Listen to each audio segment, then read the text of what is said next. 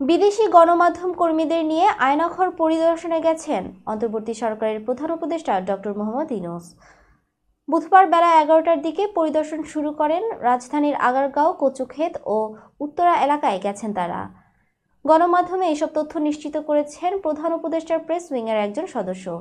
তিনি জানান, এ নিয়ে দুপুর 2:30টার দিকে পররাষ্ট্র মন্ত্রণালয়ে সংবাদ সম্মেলনে বিস্তারিত জানানো হবে।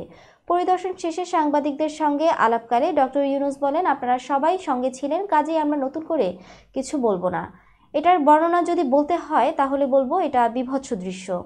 যারা নিগৃহীত হয়েছেন, যারা এটার শিকার হয়েছে তারা আমাদের সঙ্গেই আছেন, তাদের মুখ থেকেই শুনলাম কি হয়েছে। এটার কোনো ব্যাখ্যা নেই। তিনি আরও বলেন, এরকম টর্চার সেলের সংস্করণ সারা বাংলাদেশ জুড়ে নাকি আছে।